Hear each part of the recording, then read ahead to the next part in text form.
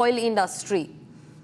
Viewers, these are the live visuals. We will get back to the oil story in just a minute, but these are the live visuals that we're getting. Another strike that has actually rained down in what looks like a residential area. Now, this is a crowded place, huge plumes of smoke going up in the air after strikes. These are the live visuals on your screens. While we speak of the oil prices being shaken because of the oil refineries being hit, these are the live visuals on your screens as the war continues. This is the ugly reality of what war looks like. These are the live visuals that we're getting in from Beirut, and these are first brought to you by Republic. In fact, viewers, while we estimate the cost of the war, one must not forget the actual people who are in the middle of this war, and that is the West Asian population, the people of the Gulf region.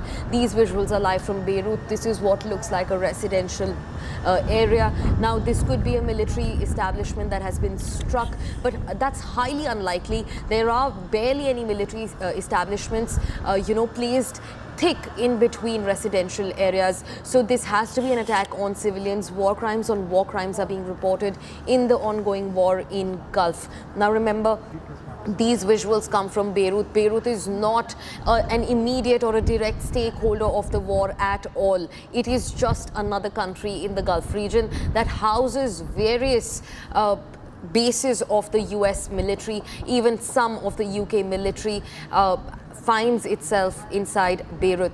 And now these are the live visuals that have come in. The Iranian stand that remains extremely clear. Their position, their resolve that they're working with remains clear, that they will not just strike the enemy, which is Israel and the US, but they will also strike territories of those countries that are backing the two countries up. In fact, they have said that they will rain down missiles in territories that specifically house bases of the US military, since US is a direct stakeholder in the war against Iran.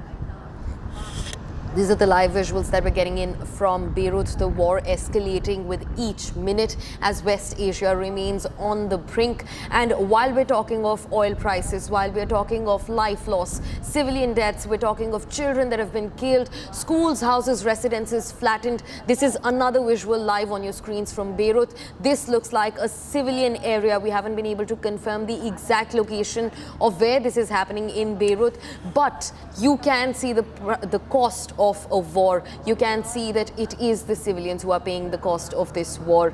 In the middle of this war that has now entered its 7th day, life for the people of Gulf is completely shaken.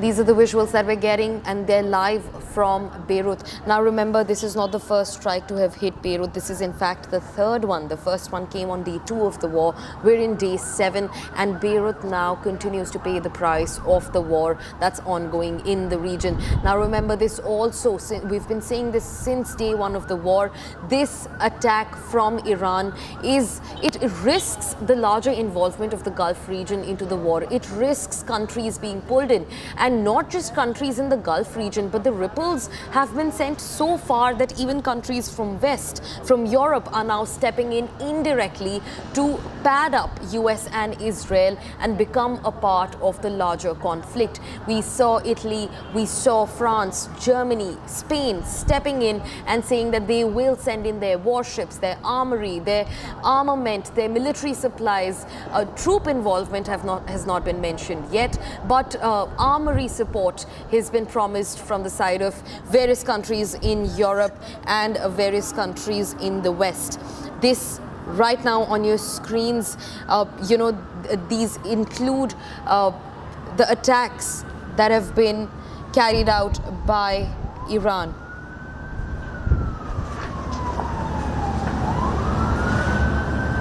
Let's also listen into the ambient sounds, viewers. You will hear the sirens going off.